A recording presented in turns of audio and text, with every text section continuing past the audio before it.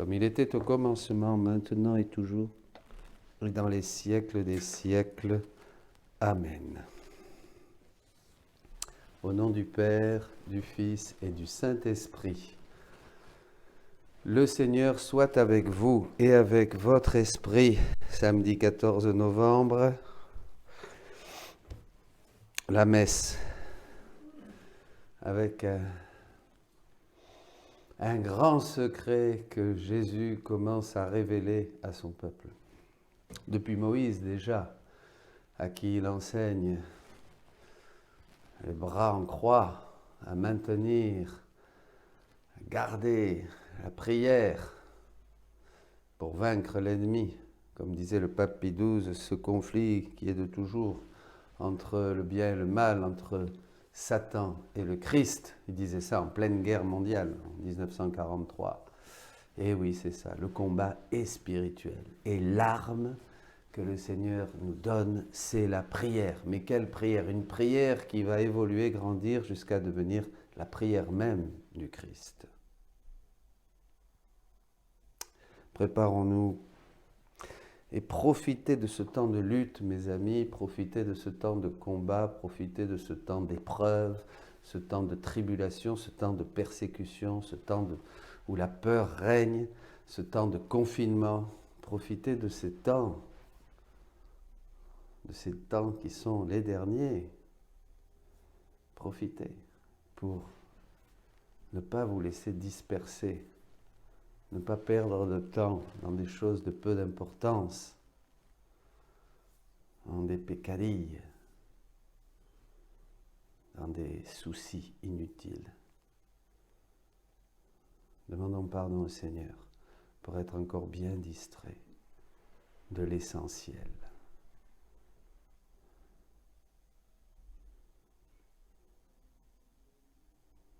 Je confesse à Dieu Tout-Puissant. Je reconnais devant mes frères que j'ai péché, en pensée, en parole, par action et par omission.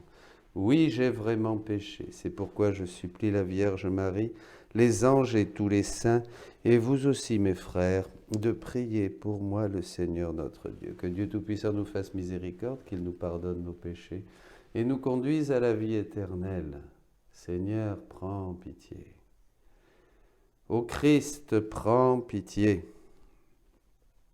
Seigneur, prends pitié. Prions le Seigneur. Sois favorable à tes fidèles, Seigneur, et multiplie les dons de ta grâce. Entretiens en eux la foi, l'espérance et la charité, pour qu'ils soient attentifs à garder tes commandements. Par Jésus-Christ, notre Seigneur et notre Dieu, qui vit et règne avec toi dans l'unité du Saint-Esprit, pour les siècles des siècles. Amen.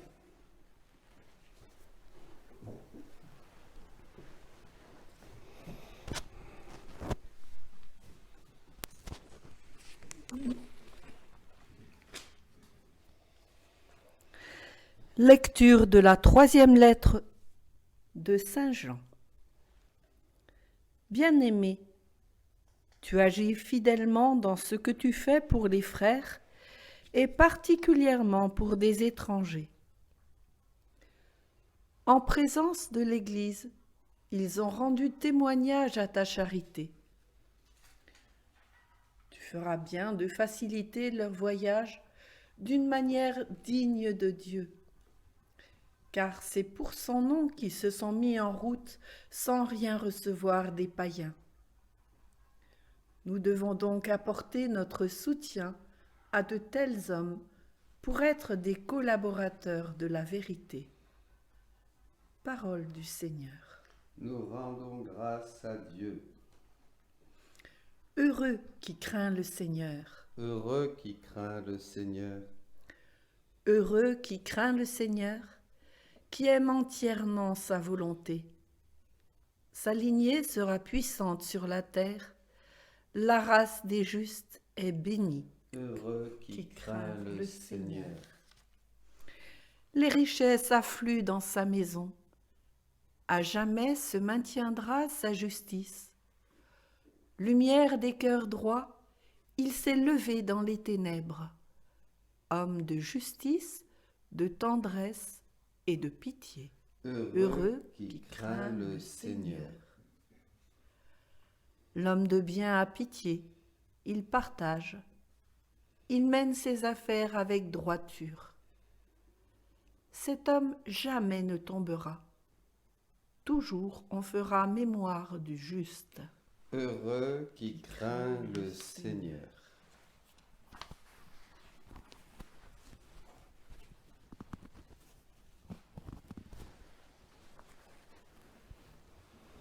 Alléluia, Alléluia, Alléluia.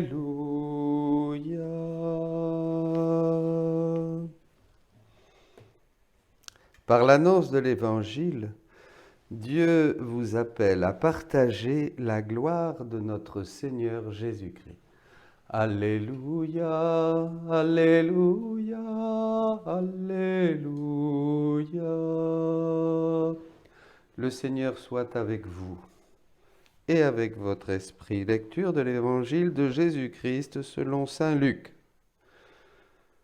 En ce temps-là, Jésus disait à ses disciples une parabole sur la nécessité pour eux de toujours prier sans se décourager. Il y avait dans une ville un juge qui ne craignait pas Dieu et ne respectait pas les hommes. Dans cette même ville, il y avait une veuve qui venait lui demander « Rends-moi justice contre mon adversaire ». Longtemps il refusa.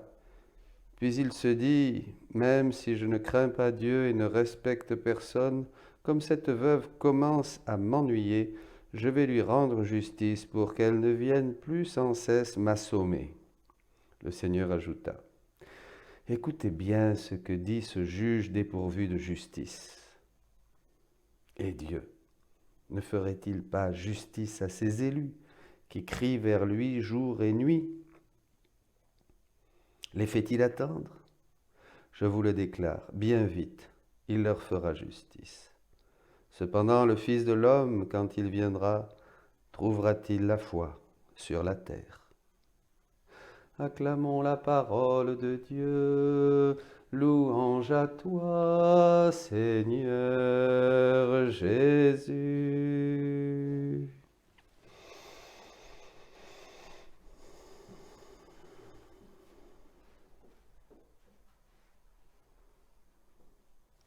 Je crois qu'il n'y a pas d'enseignement plus important ou plus essentiel que ce qu'aujourd'hui nous partage l'Évangile et que j'aimerais aussi vous partager. Celui qui a compris ça et qui a commencé à le faire passer dans sa vie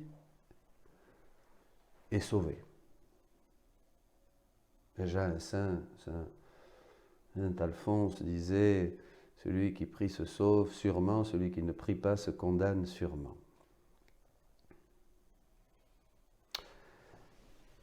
Luc 18, 1, 8.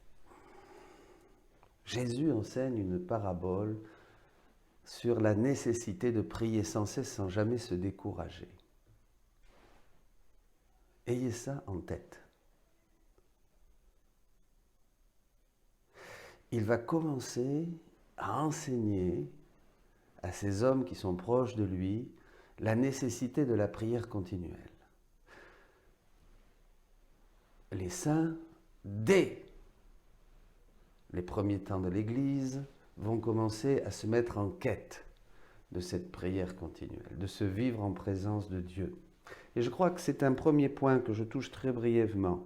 Quand en vous, vous sentez le besoin de ne vivre que pour la prière, que de la prière, et que c'est quelque chose, un trésor caché comme dans un champ, et que vous êtes prêt à tout sacrifier pour le trouver, vous êtes sur le bon chemin.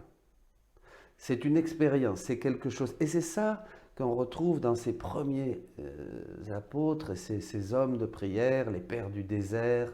Vous vous rappelez la Philocalie, le pèlerin russe, etc. Ce sont des hommes qui voulaient chercher la réponse à cette grande question, comment prier sans cesse. Voilà.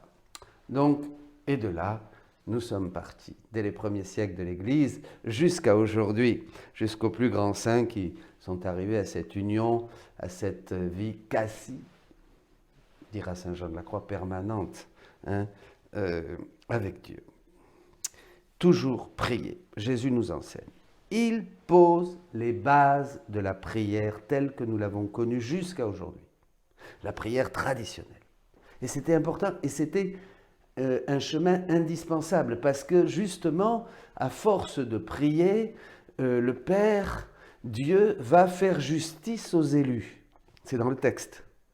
À force d'insister, Dieu va nous donner la justice, va nous donner ce qui nous manque, c'est-à-dire être juste pour pouvoir accéder à tout ce qui appartient à Dieu, être justifié, être sauvé, être de nouveau dans la maison du Père. Vous comprenez? Voilà. Alors ça, c'est très important. Donc, il a fallu prier. Et déjà, je vous citais cette belle image de Moïse qui, les bras en croix, soutenu par Aaron et l'autre, là, qui pour le combat. Et c'est ça. Et puis après, Jésus qui nous enseigne à prier.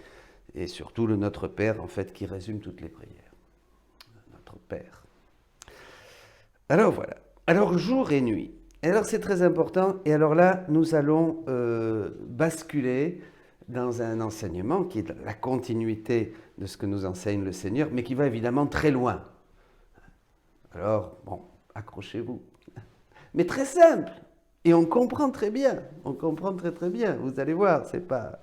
Un jour donc, Louisa s'unissait à la très sainte volonté de Dieu en visitant l'esprit de chaque créature et en offrant amour pour amour à son Jésus. Pour chaque pensée des créatures, elle offrait une pensée, un amour, etc.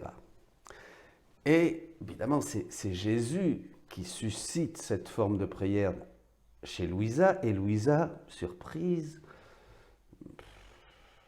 un peu décontenancée, va dire « Mais quel est l'avantage de prier de cette façon ? Cela me semble bien plus être un non-sens qu'une prière. » Vous voyez ? Mais qu'est-ce que c'est cette prière-là ? Aller chercher, j'en parlais hier avec quelques personnes, aller chez les créatures, prendre les pensées des créatures, et puis les présenter à Dieu, refaites. Qu'est-ce que ça veut dire ? Mais qu'est-ce que ça veut dire ? Voyez, ça vous dit quelque chose. C'est ce qu'on appelle les rondes. Alors on va voir. Bougeant en moi, mon aimable Jésus me dit « Ma fille, veux-tu savoir les avantages de cette manière de prier ?» Voyez, déjà là, il y a un passage. Cette manière de prier. Cette manière-là.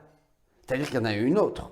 Il y a plusieurs manières de prier. Jésus a dû, durant des siècles, enseigner même des prières à travers, en parlant au cœur des saints, d'hommes et de femmes unis à Dieu, et puis dans des révélations privées. Jésus a enseigné à travers un ange, à travers, je ne sais pas, un archange, à travers la Vierge Marie, des manières de prier, des prières d'abandon, des prières de confiance, des prières de lutte, des prières de libération. C'était nécessaire.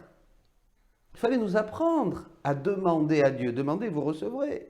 Voyez. Mais la demande vient de la carence, de la nécessité. Attention, pourquoi on demande à Dieu ? On demande à Dieu parce qu'il nous manque les biens spirituels, les biens temporels, les biens matériels, la santé, tout ce que vous voulez. Depuis le péché, nous sommes nus. Nous sommes dans la carence, nous sommes dans la pauvreté. Donc un pauvre crie vers Dieu et Dieu l'écoute. Et une pédagogie. Mais en fait, c'est parce que vous, le Seigneur, pour toute l'éternité de ses enfants. Il ne veut pas qu'on soit Vous croyez que Dieu veut qu'on soit comme des misérables toute l'éternité à prier comme ça, à demander « Donne-moi une autre prière, donne-moi une autre prière. » Bon, c'est bien, c'est pédagogique, c'est comme un enfant. Un papa, il va d'abord éduquer son enfant en lui apprenant à demander. Tu demandes, tu dis merci, tu te tiens bien à table. Vous voyez ? Bon. Alors je passe, mais c'est très important. Cette manière de prier, mais en fait, cette manière de prier là dont nous allons parler, alors vous trouverez le texte, vous pourrez travailler ça parce que c'est essentiel. Je vous le dis tout de suite, c'est là où vous allez entrer dans une nouvelle, dans un infini avec Dieu, dans une grande liberté, dans des horizons, dans des choses que vous n'imaginez même pas, puisque Jésus le dira même après à Louisa, comme il est toujours nouveau, vous allez découvrir toujours d'autres nouveautés qui vont créer en vous d'autres univers, si on peut dire. C'est immense. Alors, cette manière de prier là, Jésus dit, quand la créature lance le caillou de sa volonté dans l'immense mer de ma divinité, voyez, petit caillou, je lance, je veux le faire. Alors, si sa volonté veut aimer, les eaux de la mer infinie de mon amour se rident, ça se froisse aussi, et je sens des ondes, les ondes de mon amour exhaler leur parfum céleste. J'expérimente les plaisirs et les joies de mon amour qui ont été déclenchés par le caillou de la volonté de la créature. C'est nous qui activons. Alors déjà, vous voyez ici, on est au livre 15. Jésus montre quelque chose qu'il va développer après, que c'est la volonté humaine qui active Dieu. Comme dans la parabole. Pris avec des images du moment. Le juge énervé parce que cette veuve lui casse la tête et lui casse les pieds aussi, vous voyez. Bon, c'est pédagogique. Mais là, Jésus commence déjà ici à montrer que c'est la volonté humaine qui va mouvoir la divinité. C'est fou. Ça n'en avait pas. Mais c'est logique, puisque Dieu est papa.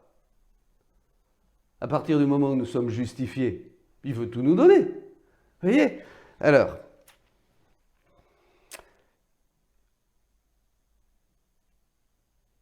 si elle adore ma sainteté, le caillou de la volonté humaine excite la mer de ma sainteté et je me sens rafraîchi par les plus purs effluves de ma sainteté.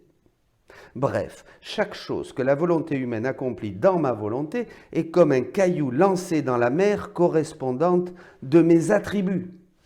La sainteté, l'infini, la tendresse, l'amour, la miséricorde, le pardon, tous les attributs divins. Qu'elle bouge, vous voyez ?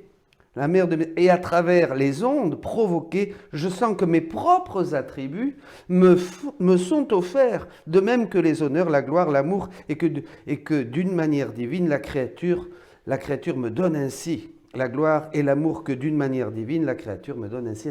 On donne Dieu à Dieu, évidemment. Est-ce que Dieu peut recevoir autre chose que Dieu? Mais c'est nous qui l'activons. Ça, c'est la prière. C'est ça, les rondes. Et c'est ça jour et nuit. C'est-à-dire qu'on n'arrête plus à travers les pas. Quand je marche dans la rue, je prends les pas de toutes les créatures. J'entre en moi, tu me trouveras moi et toutes les créatures. Ensuite, je me douche. Me disait une dame, oui, quand je me douche, je sens l'eau qui me lave et je lave toutes les créatures. Je les purifie. Quand je parle, pareil. Quand je fais tout ce que vous faites, quand vous respirez, vous voyez, en ce moment, qu'est-ce qui se passe ? On entre dans une autre manière de prier, la manière de prier que Dieu veut pour nous. Il n'y en a pas d'autre, tout a été pour ça. Et là, c'est une prière, c'est la prière même, on bouge en Dieu et nous bougeons tout avec Dieu. Vous comprenez, c'est plus une prière de demande. Nous avons été tellement formatés à la prière de demande, au nom de Jésus, à la prière de supplication. Nous pensons que c'est ça la prière, mais ce n'est pas ça. Ça, c'est pour le temps de la rédemption. Mais une fois que nous entrons dans la divine volonté, qui est déjà la vie du ciel sur la terre, on bouge avec Dieu, on met Dieu en action. Et lui, alors Jésus a prédit, voilà, il dit des choses extraordinaires. Il faut lire le texte. Le maître de la maison, vous voyez, c'est comme, il prend la comparaison d'un maître de maison qui a des lacs, hein. Faut vous dire au texte, c'est plus précis, des lacs, et puis des lacs parfumés, des lacs d'eau fraîche, des lacs d'eau douce, des lacs de différents parfums. Vous êtes pauvre, je suis pauvre, je ne sais pas, qu'est-ce que je peux lui donner? Il a tous les lacs avec tous les parfums. Je ne peux rien donner, je suis pauvre. Je vais prendre un petit caillou et je vais le jeter dans le lac. Qu'est-ce qui va se passer? Ça va bouger l'eau et ça va exhaler un parfum. Et le maître de la maison, cet homme si riche, va être heureux. Il va voir quelque chose qu'il n'avait pas, mais qui dépend de moi, même pauvre que je suis. J'ai jeté le caillou dans ce lac. Alors le lac de la tendresse, le lac parfumé de la miséricorde, le lac de la justice, le lac, je ne sais pas, de la sagesse, vous voyez. Et alors, c'est ça. dès que nous pensons, pourquoi? Parce que l'homme pauvre a eu la pensée d'agiter l'eau. La pensée, c'est tout. On est dans le monde de la pensée agissante. Nous, on pense que la pensée, c'est quelque chose de totalement secondaire, parce que nous sommes obnubilés par le matériel, le temporel, le physique, le palpable. Ben, comme ça. Ben oui. Alors, on n'est pas des anges, vous me direz. D'accord. Mais en fait, Dieu est esprit. Celui qui ne fait qu'un esprit avec Dieu, celui qui s'unit à Dieu en esprit, ne fait plus qu'une seule chose avec lui. Et il prendra la comparaison de l'homme et de la femme, qui ne font plus qu'une seule chair. Vous voyez, dans Saint Paul. Donc, c'est le monde de la pensée. Et alors, on a du mal à réaliser qu'en fait, il ne faudrait ne penser qu'à Dieu. Et commencer à créer, à refaire. Et c'est là où tous les attributs divins, à travers notre oui, à travers nos petits actes, se déverseraient comme des torrents sur ce monde obscur, qui sent mauvais, qui est pauvre, qui manque de tout, et qui est dominé par le diable. Vous comprenez? Ça, c'est la prière dans la divine volonté. C'est extraordinaire. Voilà ce que signifie entrer dans ma volonté. Vous voyez, c'est très clair. Mouvoir mon être et me dire, je vois comme tu es bon, aimable, saint, immense et puissant. Tu es tout, et je veux tout agiter en toi pour t'aimer et te plaire. Et Jésus rajoute à Louisa, ça te paraît peu de choses? Est-ce que cela te semble peu de choses de faire ça? Voyez où Jésus veut vous amener, mes amis? C'est extraordinaire. Alors après, évidemment, Jésus va encore plus loin et il explique, mais ça sera pour une autre fois, que chaque fois qu'il nous révèle une vérité, chaque fois qu'il nous dit quelque chose, c'est ce que je vous disais au début,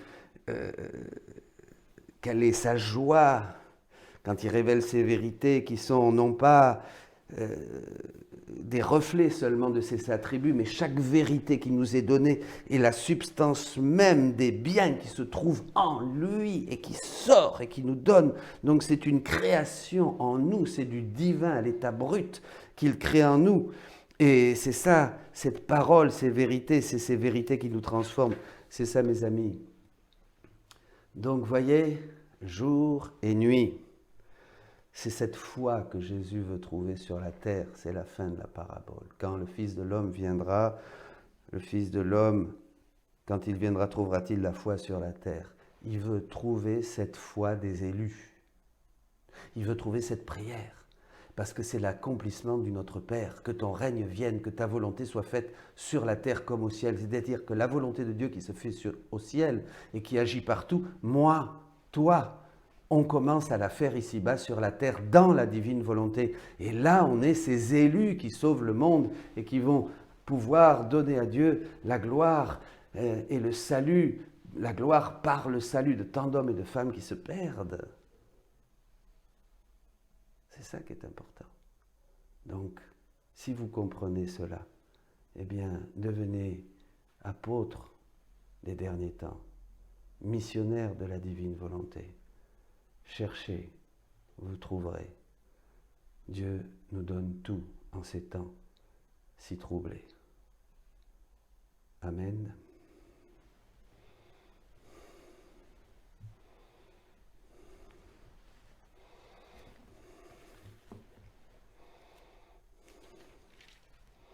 Ce sont ça les vraies armes. Comme hier, nous le disions, ce ne sont pas des manifestations, ce n'est pas descendre dans la rue en gilet bleu, le bleu du ciel, le bleu de la Vierge Marie, ou brandir des étendards, crier dans un micro. Pas ça. C'est pas ça qui arrêtera le mal. C'est la prière. Et la prière dans la divine volonté.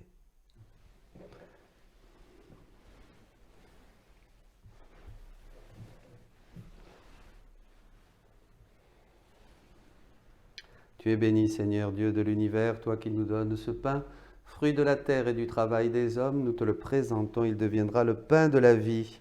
Béni soit Dieu maintenant et toujours. Comme c'est tout ce malheureux sacrement de l'alliance.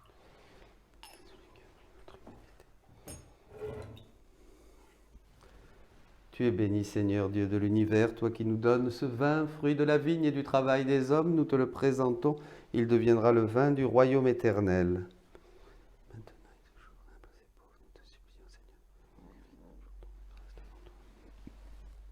Lave-moi de mes fautes, Seigneur. Purifie-moi de mon péché. Prions ensemble, frères et sœurs, au moment d'offrir le sacrifice de toute l'Église, pour la gloire de Dieu et le salut du monde. Sur les offrandes que nous présentons, Seigneur, jette un regard de pardon et de paix, qu'en célébrant la passion de ton Fils, nous entrions de tout cœur dans son mystère, lui qui vit et règne pour les siècles des siècles. Amen. Le Seigneur soit avec vous. Élevons notre cœur, nous le tournons vers le Seigneur. Rendons grâce au Seigneur notre Dieu. Cela est juste et bon. Vraiment, il est juste et bon de te rendre gloire, de t'offrir notre action de grâce toujours et en tout lieu, à toi, Père très saint, Dieu éternel et tout-puissant. C'est par ton Fils bien-aimé que tu as créé l'homme, et c'est encore par lui que tu en as fait une créature nouvelle. Aussi, dans l'univers, toutes choses te célèbrent. Le peuple des baptisés te glorifie, les saints te bénissent d'un seul cœur, et déjà, nous pouvons, avec tous les anges, proclamer hautement ta gloire. Saint, Saint, Saint, le Seigneur, Dieu de l'univers, le ciel et la terre sont remplis de ta gloire. Hosanna, au plus haut des cieux. Béni soit celui qui vient au nom du Seigneur. Hosanna, au plus haut des cieux. Toi qui es vraiment saint, toi qui es la source de toute sainteté, Seigneur, nous te prions. Sanctifie ces offrandes en répandant sur elles ton esprit, qu'elles deviennent pour nous le corps et le sang de Jésus le Christ notre Seigneur. Au moment d'être livré, d'entrer librement dans sa passion, il prit le pain, il rendit grâce, il le rompit et le donna à ses disciples en disant « Prenez et mangez-en tous. Ceci est mon corps livré pour vous. »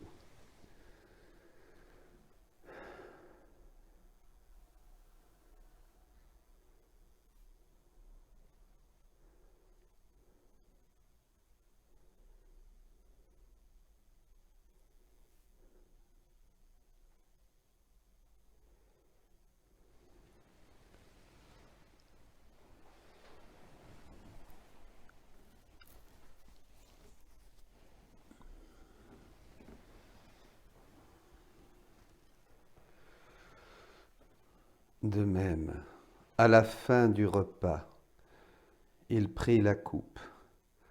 De nouveau, il rendit grâce et la donna à ses disciples en disant « Prenez et buvez-en tous, car ceci est la coupe de mon sang, le sang de l'alliance nouvelle et éternelle, qui sera versé pour vous et pour la multitude, en rémission des péchés. Vous ferez cela en mémoire de moi. »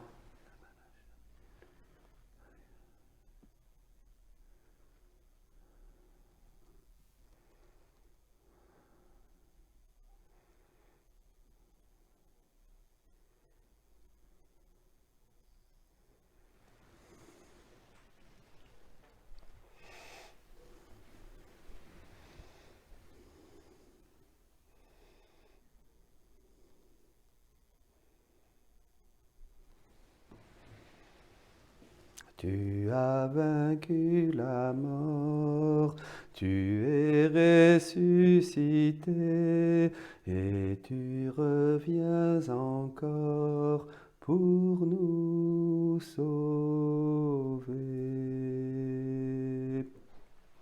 Faisant ici mémoire de la mort et de la résurrection de ton Fils, nous t'offrons, Seigneur, le pain de la vie et la coupe du salut, et nous te rendons grâce car tu nous as choisis pour servir en ta présence. Humblement, nous te demandons qu'en ayant part au corps et au sang du Christ, nous soyons rassemblés par l'Esprit Saint en un seul corps. Souviens-toi, Seigneur, de ton Église, répandue à travers le monde, fais-la grandir dans ta charité, avec le pape François, notre évêque, Jean-Paul, Jean-Marie, ses auxiliaires, et tous ceux qui ont la charge de ton peuple. Souviens-toi aussi de nos frères qui se sont endormis dans l'espérance de la résurrection et de tous les hommes qui ont quitté cette vie. Reçois-les dans ta lumière auprès de toi. Sur nous tous, enfin, nous implorons ta bonté. Permets qu'avec la Vierge Marie, la bienheureuse Mère de Dieu, avec Saint Joseph, son époux, avec les apôtres, les martyrs et les saints de tous les temps qui ont vécu dans ton amitié, nous ayons part à la vie éternelle et que nous chantions ta louange par Jésus-Christ, ton Fils bien-aimé. Par lui, avec lui et en lui, à toi, Dieu le Père Tout-Puissant, dans l'unité du Saint-Esprit, tout honneur et toute gloire pour les siècles des siècles. Amen.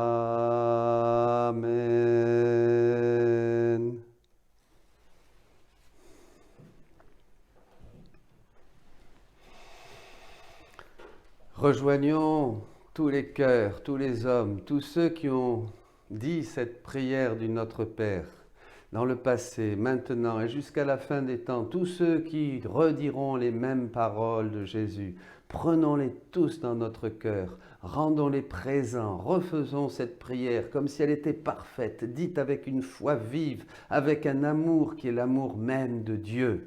Reprenons cette prière et réjouissons-nous de la dire avec, en Jésus, par lui, avec lui et en lui, parce que son règne vient et la foi, il la trouvera sur la terre dans le cœur de ses élus. Notre Père, qui es aux cieux, que ton nom soit sanctifié, que ton règne vienne, que ta volonté soit faite sur la terre comme au ciel. Donne-nous aujourd'hui notre pain de ce jour. Pardonne-nous nos offenses, comme nous pardonnons aussi à ceux qui nous ont offensés, et ne nous laisse pas entrer en tentation, mais délivre-nous du mal. Délivre-nous de tout mal, Seigneur, et donne la paix à notre temps. Par ta miséricorde, libère-nous du péché, rassure-nous dans les épreuves, en cette vie où nous espérons le bonheur que tu promets et l'avènement de Jésus-Christ, notre Sauveur. Car c'est à toi qu'appartiennent le règne, la puissance et la gloire pour les siècles des siècles. Seigneur Jésus-Christ, tu as dit à tes apôtres, « Je vous laisse la paix, je vous donne ma paix. Ne regarde pas nos péchés, mais la foi de ton Église. Pour que ta volonté s'accomplisse, donne-lui toujours cette paix et conduis-la vers l'unité parfaite, toi qui vis et règnes pour les siècles des siècles. Amen. » Que la paix du Seigneur soit toujours avec vous. Allez donner la paix à tous les hommes, à tous les cœurs, à tous ceux qui existent, qui en ont besoin. Rejoignez-les dans la divine volonté. Agneau de Dieu, qui enlève le péché du monde, prends pitié de nous. Agneau de Dieu, qui enlève le péché du monde, prends pitié de nous. Agneau de Dieu, qui enlève le péché du monde, donne-nous la paix.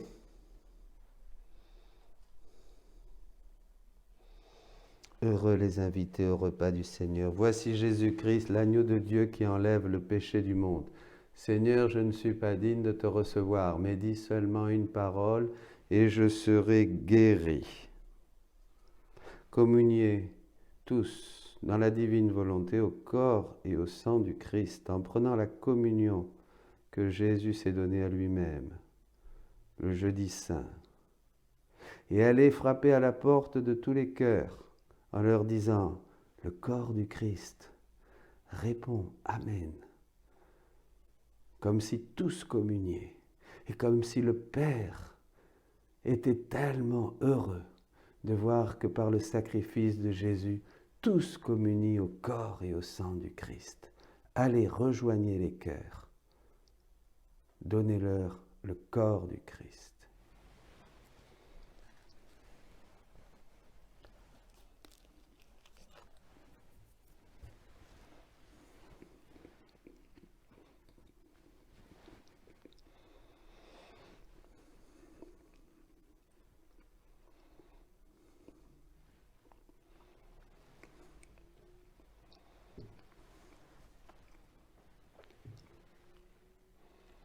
rejoignez les cœurs, donnez-leur le sang du Christ.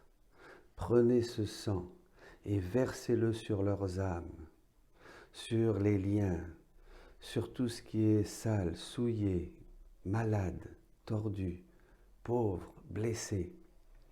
Lavez-les par le sang du Christ. Vous êtes le corps du Christ.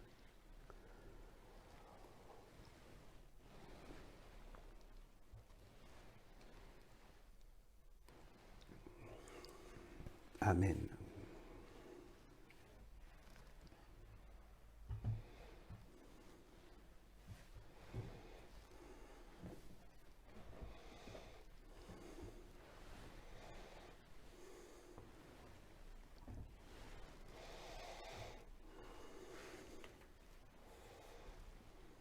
Prions le Seigneur.